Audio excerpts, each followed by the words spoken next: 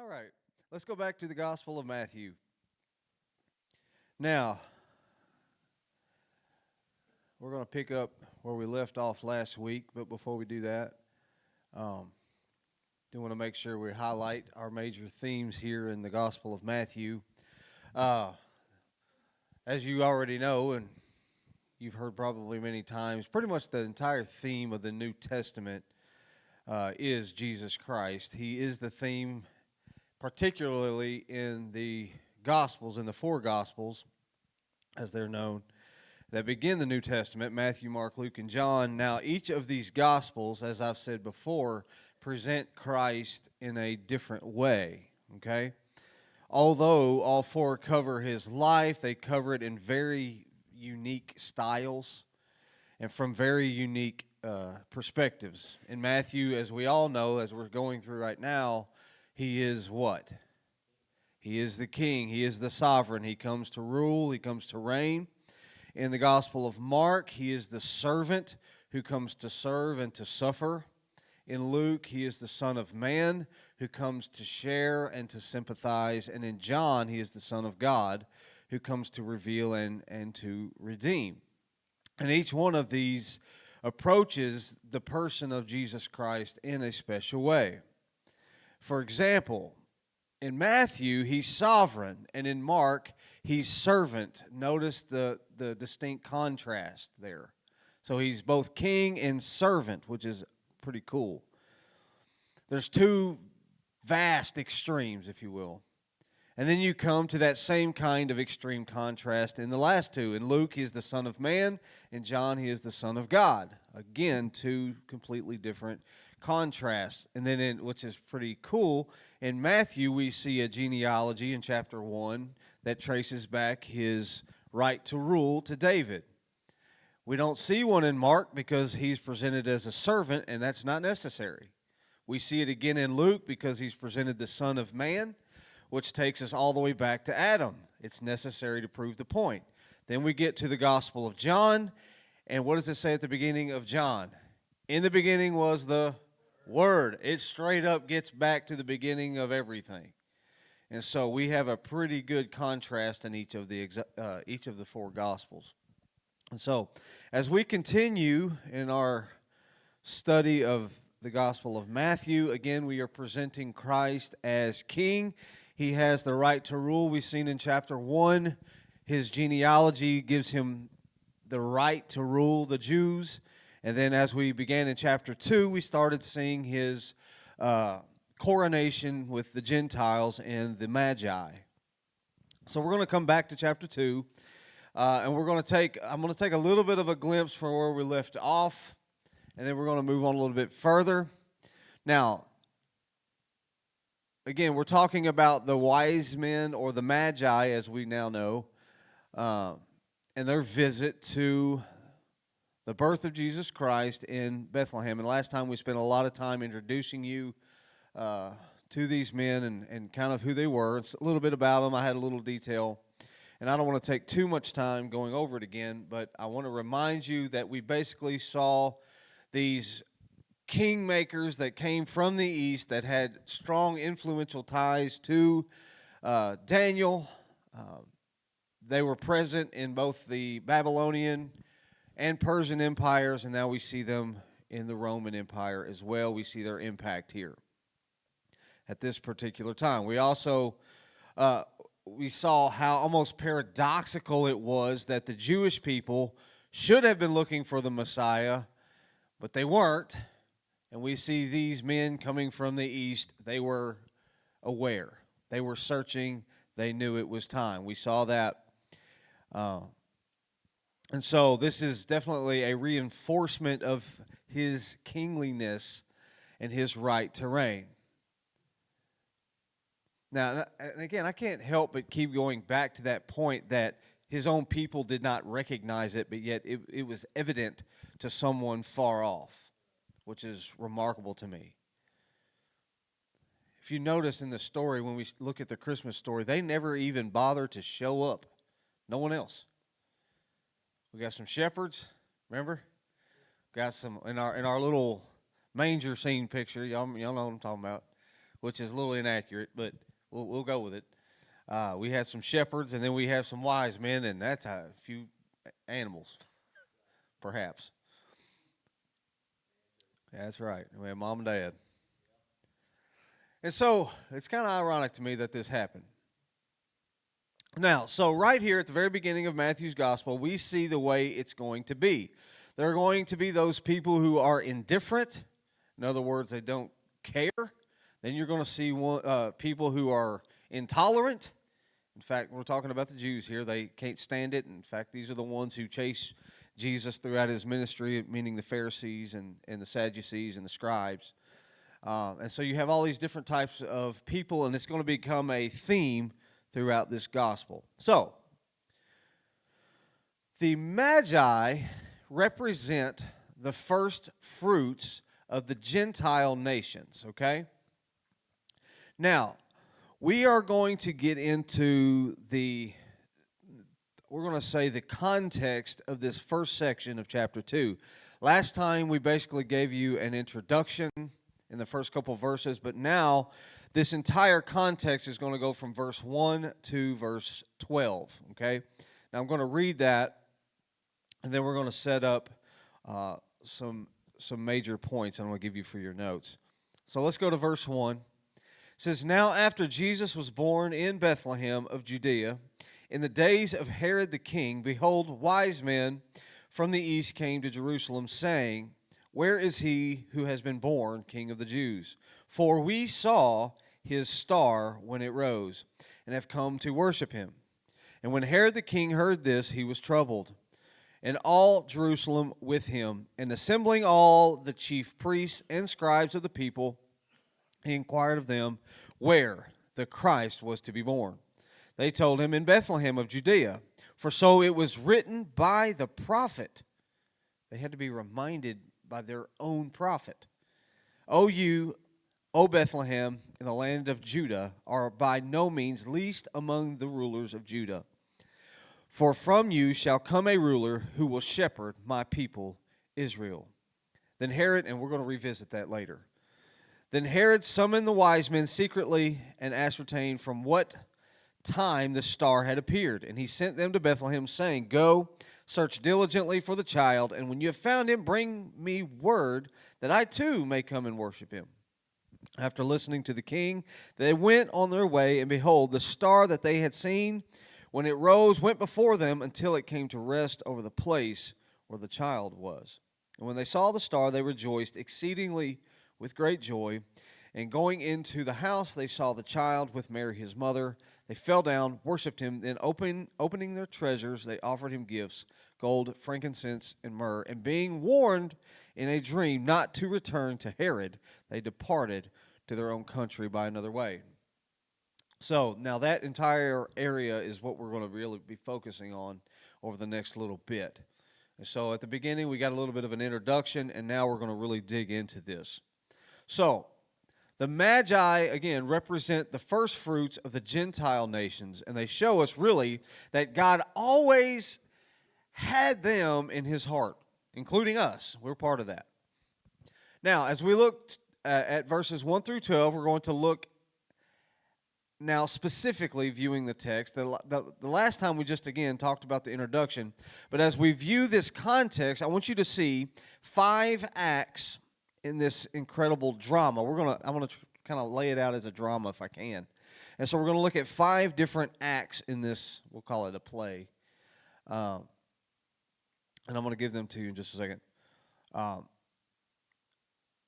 I gave them little one-word titles, so I like stuff like this. I like acronyms and lists and things. So, and I even started them all with the letter A. Hey, it helps me. So number 1, we have arrival. That's Act 1. And it'll help if you're writing your notes, put Act 1, Act 2 instead of just the numbers. So we're going to kind of treat this as a play, these first 12 verses here. So number 1, or Act 1, is arrival.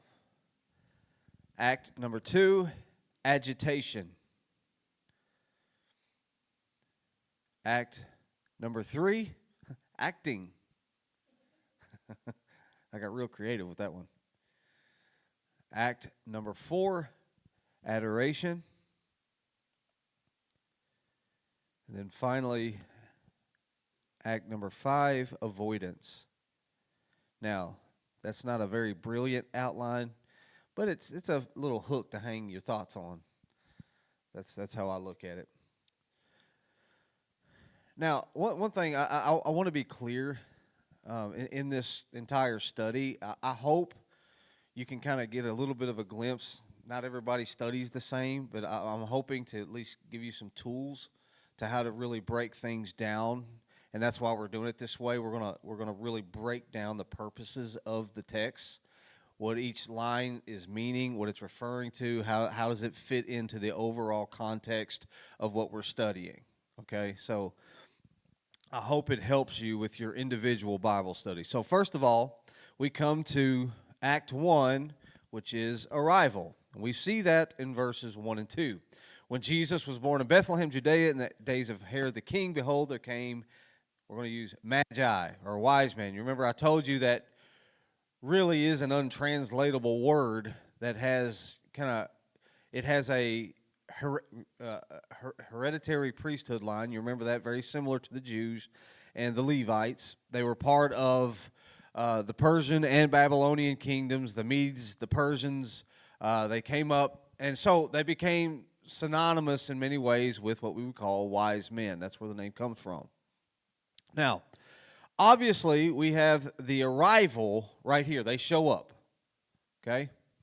Shortly after Jesus' birth, the Magi arrive in Jerusalem. Now, there are two things I want to note in the very beginning in verse 1. First of all, the phrase, Bethlehem of Judea. Now, Bethlehem is a quiet little town. I know our pastor, you've been there, right? Or is it just Jerusalem? You've been closer than I have. We'll just so Bethlehem is like a quiet little town. Okay, so Bethlehem would be like Midway compared to Lexington, that type of thing, if you wanted to compare the two. Now, Bethlehem's a little bitty town about 5 or 6 miles south of Jerusalem. Now, it was once called is it Ephrathah or Ephrathah, yeah. And so it is designated by the prophet Micah in the Old Testament, okay? Now, the name Bethlehem is interesting. It means house of, anybody know? Bread. Correct. Beth is house. Lehem is bread. Pretty simple. House of bread, a fitting name for where the very bread of life was born. Now, this little village sits in a fairly fertile countryside, very productive, in fact. I'll give you a little bit of a brief description to help you visualize it. But Jerusalem, as you know, kind of sits on a plateau. It's on it was about 2,000 feet up, ain't it? It's pretty good, right? Right. But it's got like a valley, and it's sitting on a plateau, right? Yeah. Yeah. So it sits on a hill. Now, if you visualize that, and then slightly to the south, a couple miles, about where a couple interesting things about where Bethlehem sits. On one end of it is a high ridge, and on the other end of it is almost like a saddle or a cradle in a way. It's right in the middle. And so there's not a lot of flat land, in other words. So when you see a lot of the homes, they're kind of built into the hillside a little bit, if that gives you kind of an idea of what it looks like. Buildings didn't just come out of the ground. They were kind of built into the side hill. There's a lot of limestone. Now, the little town of Bethlehem has had a long and very interesting history. If you go all the way back to the book of Genesis, you will find that in Bethlehem, Jacob buried Rachel and set a pillar or a marker by her grave. Even today, you can take the taxi and down to Bethlehem, and some guy will probably tell you this is Rachel's tomb. Maybe not. We also see that Ruth married Boaz in the book of Ruth there. She lived in the town of Bethlehem. And from Bethlehem, Ruth could see clear across the Jordan Valley, and you could because of the way it the way it's set, the way it was nestled in the hills. And what was crazy, you remember in chapter 1 when we discussed the Moabites? Remember that? Well, she could literally see her homeland from her house. That's how there was a big divide. She could see the Moabites from where she lived in Bethlehem. Just a cool little piece of history there. Later days, Rehoboam, after splitting the kingdom in Solomon's time, Rehoboam fortified the town, but it's unique. I don't want to spend too much time, but the most famous one, other than Christ, that comes out of Bethlehem is David, city of David. But there's really nothing special that comes out of Bethlehem, which I think is perfect. Because when you think of Bethlehem now, what do you think of? Birth of Christ. Nothing else crosses your mind. Doesn't mine. When I think of New York City, I think of a lot of things. I think of the Yankees or the Knicks or the 9/11 or the Big Apple or the big buildings. You can when you think of certain cities, all these things pop into your mind. But when you think of Bethlehem, it's Jesus. That's about it. And so I think God has his ways of doing things. Now, typically, we think of the stable that they stayed in was like this little wooden structure, but in most cases, based on the way the geography was, it was most likely in a cave because everything was built into a hillside. So the most accurate description of the manger would be in like a cave, other than a wooden barn or structure. And by the way, there's a lot of Johnny-come-latelys that come along and say they found this and they found that, and this is actually David's burying. That stuff's crazy. Now, Bethlehem of Judea, not significant. Again, I believe it's fitting. So when anybody thinks of Bethlehem, they think of one thing, and that's the birth of Jesus Christ. And maybe that's the way God wants it. I don't know. He picks a very obscure place, a place close enough to Jerusalem that it should have commanded the attention of the entire population when the king was born, but it didn't. And you'll notice that there is no doubt some time that has passed between chapter 2 and verse 1 when the wise men arrive and the birth of Christ. There is somewhat of a time gap here. Now, I don't want to go into great detail, but it seems to me that there are probably several months from the actual birth of Jesus to when these men show up. And I believe there's a good period of months here. Now, we're going to look a little bit into King Herod, the type of man he is or was, and what he did. Now, Jesus being born sometime near the end of the year, and then Herod dying sometime near the front of the next year. So when Jesus was born when Jesus was born and then when Herod died, there's not a lot of time in between the two. But we know that he died, or at least we believe that he died somewhere around the end of March or the beginning of April in that following year. And note this, it tells us in verse 11 that when they were come into the house, they saw the young child. It gives you a little bit of evidence. It's not just an infant. So Christ is no longer in the manger. He's no longer in the stable. He's in an actual house. All right. And I told you last time, very likely they had already been to the temple for purification. When a Jewish lady had a baby, there was a certain period of time that she had to go and to be purified and offer a sacrifice. Now, in their particular case, they didn't quite have a lot of money at the moment, and so they would typically offer turtle doves or something small. That was usually determined by what you were worth or how much income you had. And so if you were living in somewhat poverty, then that was your sacrifice. And so it had been there had been some length of time after the birth of Christ. Now, they no doubt would have taken the gifts that the wise men brought them. Now check this. This is interesting. And we'll learn more as we go forward what they did with them, which is pretty cool. God has his hand in that too. So they would have purchased a greater sacrifice if they'd had the gifts earlier, so we know that they didn't get the gold yet. So it seems to me that they had not yet received the gifts of the Magi, and they had already gone through that. So that's how I know. You want to know how I decipher that time? That's how.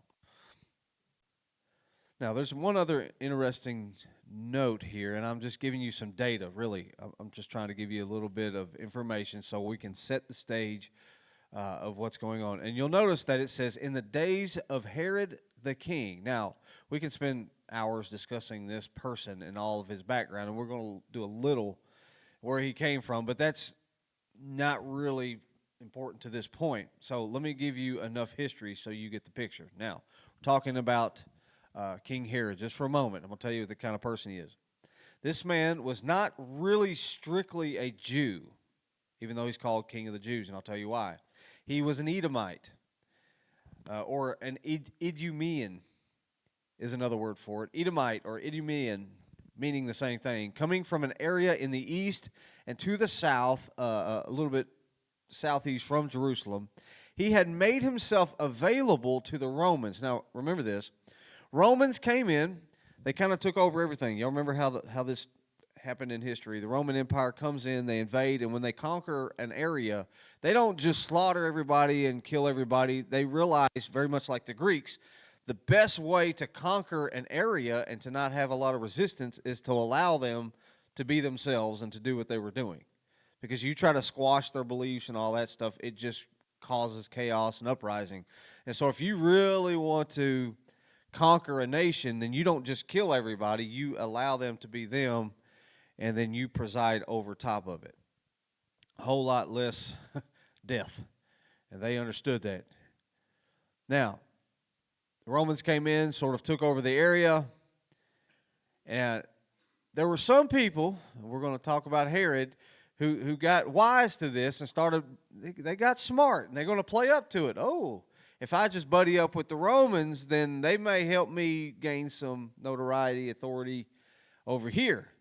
And so that happened a lot. And people who wanted to gain something played up to the Romans. If you wanted to be powerful, you wanted to gain wealth and notoriety, you sucked up to the Romans. You did their bidding. Now, this is exactly what this man did. Herod was one of those kinds of people. Now, during the civil wars in Palestine, during the time when Rome was trying to establish itself prior to the birth of Christ, Herod played games with Rome, and he made himself sort of attractive to them. He would play up to the Roman Senate. He would kind of tell them things that they wanted to hear. He would go help them on small skirmishes and raids, and he would lead his men to help Rome. And so when they looked at him, hey, this guy's an ally. This guy's good. We could use him. And finally, what he wanted to do was gain their favor, and he finally conquered the land of Judea with the help of Rome, and they set up a procurator or a governor, kind of an official ruler of this little country. And he was an Edomite. They wanted a ruler. They found this guy. And Herod played up to the Romans so much that they appointed him Herod as the Tetrarch of Galilee, the entire area. In other words, they needed one guy to handle Jerusalem and Judea and somebody else to kind of control that entire area. Now, it was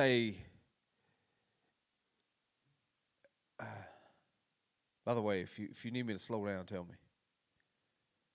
So Herod went to the Romans, wanted to gain notoriety, and he was designated by the Caesar as King of the Jews. That was his official given Roman title.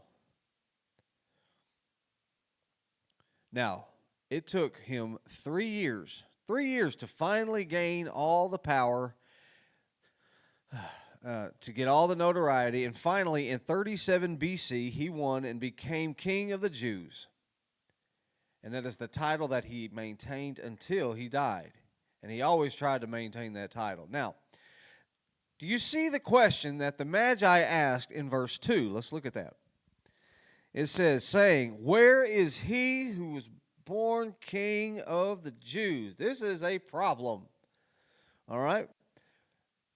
That was enough to panic Herod. He had sought this thing out. Like he tried hard to be king. I mean, like I said, it took him 3 years to gain this position. He worked for it very hard. He'd played the games with Rome. He'd done everything they wanted him to do, and he finally got it. And he had gotten the right to be the king of the Jews.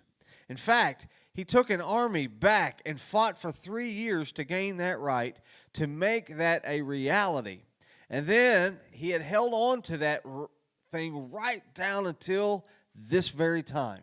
Now, all of a sudden, here comes this whole group of Persian kingmakers. Where is he who's born King of the Jews? And Herod is afraid. Now, a little of the shock of this whole scene is indicated in verse 1. Again, when Jesus was born in Bethlehem of Judea in the days of King Herod, behold, came the Magi. Now, as we discussed last time, these weren't just 3 guys on 3 camels.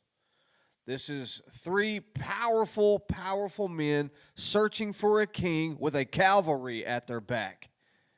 And at this time, Herod did not have his army in town, which would have been helpful. So he is terrified.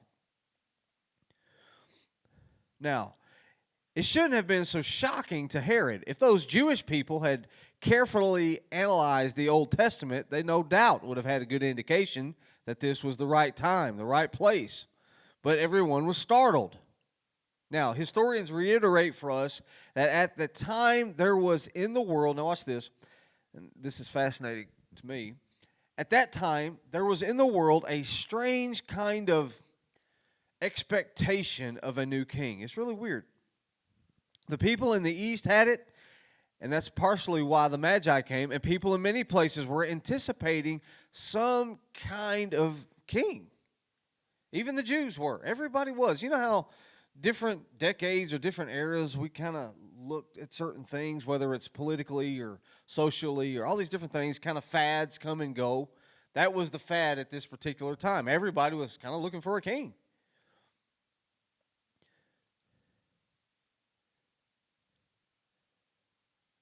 Now, I don't know where all this anticipation came from. It's just interesting that it all came at the same time.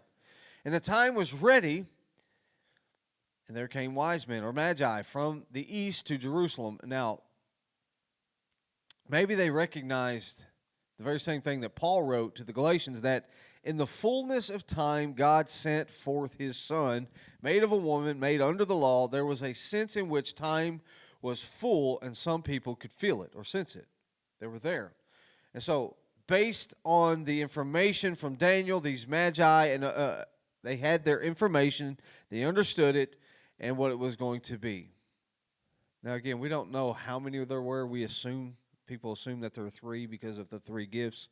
But there could have been upwards of 12 magi along with all of their entourage. And just a weird little bit about what they wore. They had these long conical hats with chin straps. And it was kind of funky looking.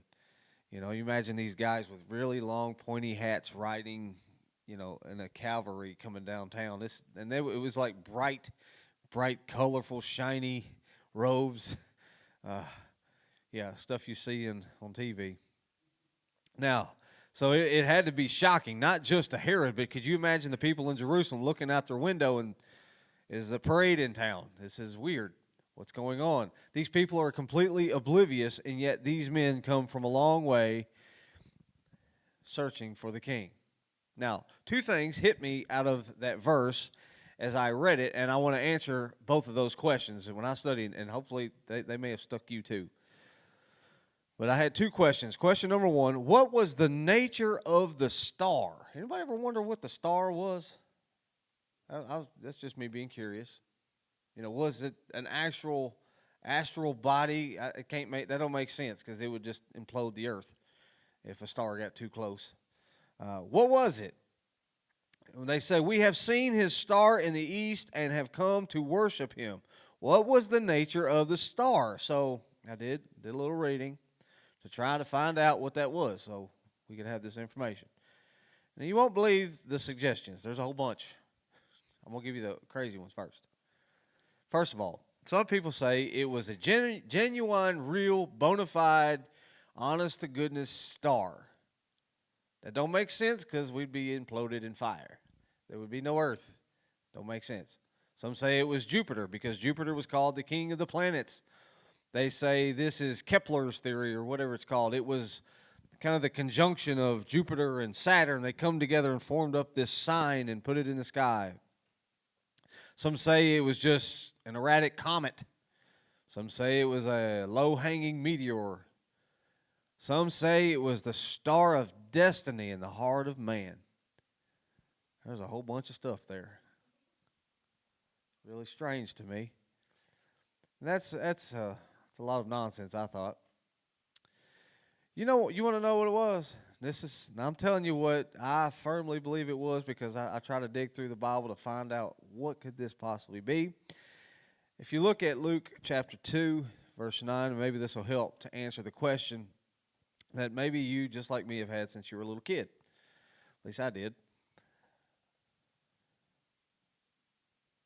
Here's a good key. Now, here we are, not at the wise men incident, but you remember the shepherds, right? All right. They were the first to come.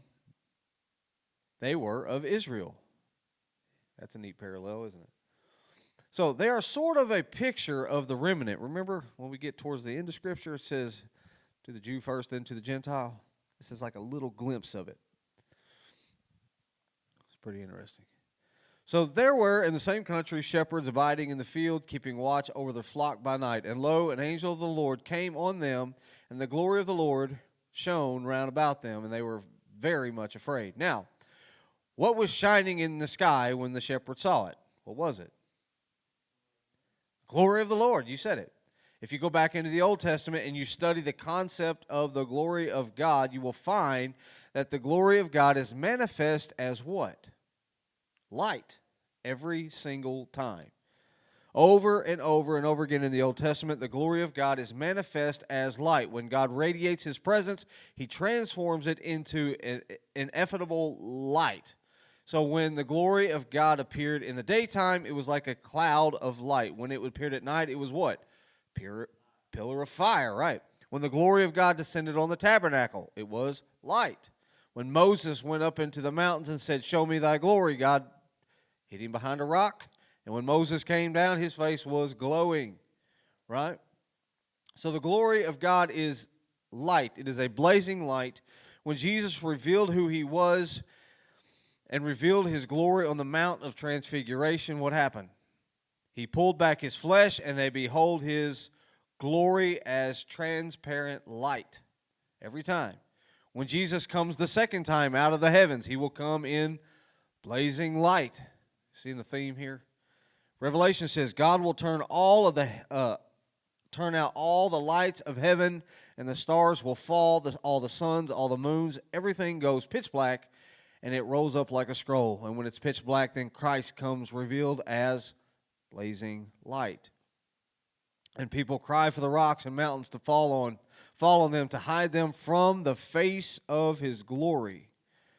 Now, all that just to remind you that God's glory is manifest in Scripture as light. He told Moses, "You can't look on my face and live," right? You remember that? He'd be consumed. It would be like standing 10 feet from the sun. Now, I believe, and this again, that it was the glory of God that shone that night when God's glory was descending to earth. Same thing. Same here. At the beginning of Christ and at the end, second coming, every time that Christ is presented or present or introduced, we see His light. And I believe that the glory of God is the thing that the wise men saw. Now, let me give you a little bit more support on this because I think it's kind of interesting to trace this thought. The chief word in the Old Testament, the Hebrew word for star, is the word kokab, K-O-K-A-B. Now that's important, just as a point of contact with the Hebrew. But it has a basic meaning, and its basic meaning is to shine or to blaze forth. All right, to shine or to blaze forth. Now, sometimes the word kakab is used as a real star, and sometimes it's used to speak of an angel. Sometimes it's used to speak of men. And so it doesn't necessarily always mean a real star when that word is used. It can mean anything that blazes, anything that shines in an incredible way. Now, this is one of those instances, for example, where the translations from Greek to English you can miss something here. And that's why it's really important to kind of understand it all, because we can take a word like this, and to us, we've always assumed star, but that's not necessarily the case, because it represents multiple things, okay? And that's one of those tools. You know, there are good books out there. There's some concordances and then translations where you can look at them side by side when you're studying. It's a good tool to find. You can get them online, or you can buy them at pretty much anywhere, or call your pastor. Now, if you go, and you don't have to flip there, but I'm going to give you the text. In Numbers chapter 24, verse 17 is an interesting scripture to me. It says that, this is a messianic prophecy. Those of you that don't know what that is, a messianic prophecy are those Old Testament prophecies that foretell the coming of Christ, all right? It says, I shall see him, but not now. I shall behold him, but not near. Now listen, here it is. There shall come a kakab out of Jacob, and a scepter shall rise out of Israel. That's Numbers 24:17. That is a messianic prophecy that is specifically mentioning this incident.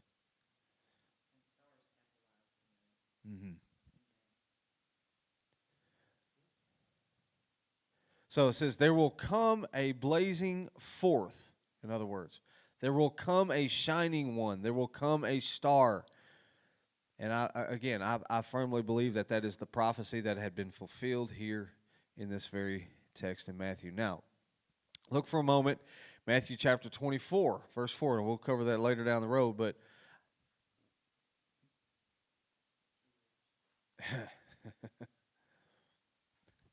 I want you to go all the way, Matthew 24:30, the verse 30. Instead of trying to go through it all, we're just going to go straight to verse 30. Yeah. It says, immediately after the tribulation, in verse 29, it says, of those days the sun was darkened and the moon doesn't give its light.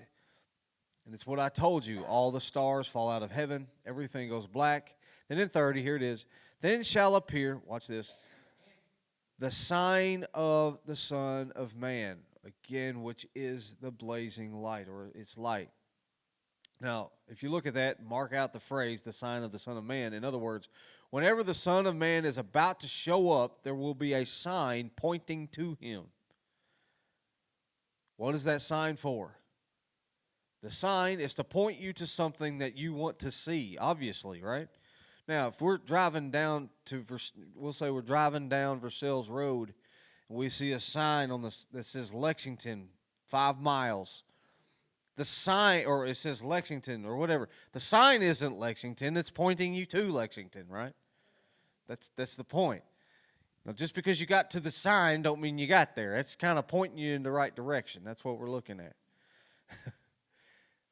It has a function. The sign has a function. There's a purpose to it. And in this case, definitely it's the purpose to point you to the Son of Man, and he has a sign. Now, the sign of the Son of Man in heaven. Now, this is interesting. The sign is in heaven, and what is it? They shall see the great power, great glory. Here is his kokab, his blazing forth. And although kokab, the Hebrew word, is not used in the New Testament, it's the same idea.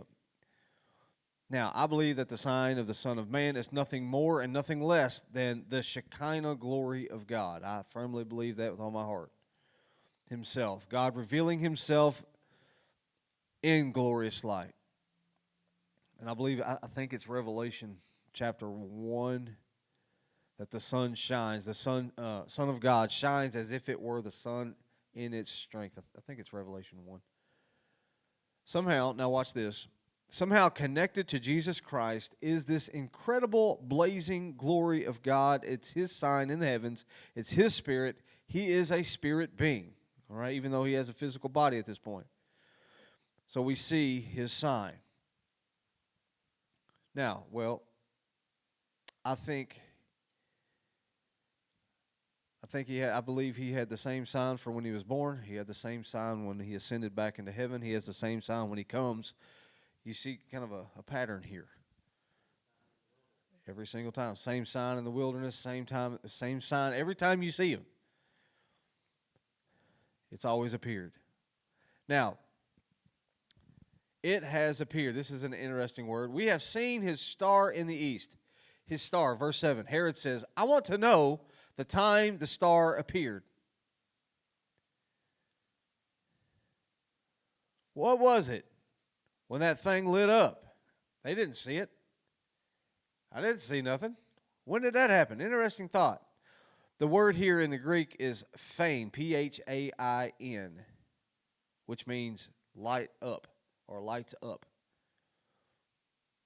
This is the same word used for lightning, by the way. Now, in their vocabulary, lightning is a form of astir or star, A-S-T-R. Sometimes it's translated as a star in the sky. And sometimes it's lightning. But it's something shiny. Can't really push that much further than that. That's about all I got on lightning. So, it can't mean a real star. And so, here's this sense in which Herod says, when did this particular shining forth light up? When did this happen?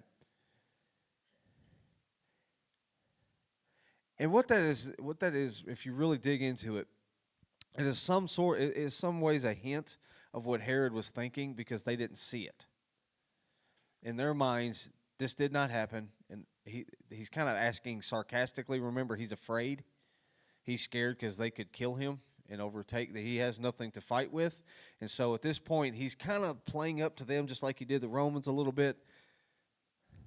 And so he's asking a somewhat rhetorical question in his mind. He doesn't believe it happened at all, but he's still asking, when did this happen? Wow, I didn't even see it. Maybe he had my lights, too bright in the house. Mm-hmm. We're getting there. You got it. You're on top of this, yeah. This is what's interesting. Now, pseudoscience or astrology, I associate them together. They could not predict the Lord. They weren't looking in their little puny deals and saying, well, looky there, there's old Saturn or whatever. They weren't looking for that. But what they saw was something that they'd never seen before. Remember the Magi here. They were skilled in astronomy, skilled in astrology, mathematics. That's their background. So they had a pretty good understanding of the sky. That's why this is remarkable to me. They were looking. They were looking for something. They recognized the sky. Wait a minute, this is different. I recognize that. That's not the Little Dipper, That's not Orion up there. That's not Polaris. That's something different, right? What they saw was something that they'd never seen before, and they knew that it had to be something unique. And they tied it together with what the Old Testament said, what Daniel had told them. Their astronomical research gave them no direction, but God himself revealed it to them. It was no different than the pillar of fire in the Old Testament. Remember, the pillar of fire and the cloud, when the Old Testament, in the Old Testament, when it stood over the Holy of Holies, When this, it tells us that whatever this star was, it went and stood over the house where he was born. Obviously, a literal star can't do that. Can't happen. Now, you say, well, if such a blazing, magnificent glory of Christ is in the heavens, how come only the wise men over there in Persia and nobody else saw it? This was my question, too. This is question number 2 that I had. That's a very good question. Why did they see it and everybody else missed it? How come? This is a really tough question. Why is God so selective? That's a hard one. Why would God do that? You think a big giant light in the sky would attract all kinds of attention. Well, you know, that's nothing new for God. He can make everybody in the world blind to something if he wants to. In Exodus chapter 14, I found a good parallel here. 14:19 says, and the angel of the Lord who went before the camp of Israel removed and went behind them. Now they're going through the Red Sea. So the angel's been leading them. Now he's behind them. To do what? To blind the Egyptians. The pillar of cloud, here's the glory of God. Went before them at the beginning. Now it stands behind them. Who's the angel of the Lord in this case? Jesus. It came between the camp of the Egyptians and the camp of Israel, and it became a cloud of darkness to the Egyptians. But it gave light by night to the Israelites. You know what happened? Israel saw it as light. Pharaoh and his army saw it as what? Darkness. And it was the same thing. The very same thing. Not much different if we even go back a few verses in that same story when God hardened Pharaoh's heart on purpose. Pharaoh was going to let them go the first time when he saw all that blood and then he saw all the frogs. He wanted to let them people go. But God hardened his heart. Why? So he got the glory. Now here's something fascinating. And it hopefully don't shake up your Christmas this year. But do you know that nowhere in the Bible does it ever say that they followed the star to Bethlehem from Persia? No. Doesn't say it led them to Jerusalem. Doesn't say it went anywhere. Not at all. It says, we have seen the star. Where? Gave us the answer. In the east. Didn't say it was a road map. They just said we saw it. They saw the star in the east, and it didn't need to tell them where to go. Why? Because they knew where to go. Because they understood the word of God and the prophecy that had been told to them. It had already been in their hearts. They knew it. They were ready for it and prepared. And when they got the sign, they were ready to go. They just knew it. They knew where the Jewish Messiah was supposed to be because Micah told them so. This is the problem with the Jews in this situation. They had the Old Testament, and we'll get to this later down the road. The countless prophecies that foretold the coming of Christ at his first time. They had it right there. Looking back, it's like, how do you not see this? It's like, and it's an interesting parallel, you know, to Revelation when it says you won't know the exact time, but you'll know the season. You'll know, you'll sense it, you'll get it. It's incredible to me how God works things out when he wants to get his things done. He gave these magi, these God-fearing Gentiles way off in Persia, these kingmakers, his sign, and they knew that it was his sign. Why? Because they read the Bible. They didn't have a Bible, but they had the Old Testament. And that's why the emphasis of Matthew is so beautiful. He says in verse 2 that they said, we have seen this astir or star in the east and are come for what purpose? This is the best part. To worship him. They knew who he was. They didn't come to just make a king. They knew his deity. They knew he was God. They knew there was no one other that was worthy than this one right here. And there you have it, pagans who had nothing to guide them but these little bits and pieces of the Old Testament prophecies, nothing to guide them but their own science mingled in, a little bit superstition probably. And yet, they are the true seekers of God here. And when the sign comes, they're there. But the Jewish hierarchy with the Pentateuch in their hand, studying it every day, the prophecies literally in their hand, they were experts.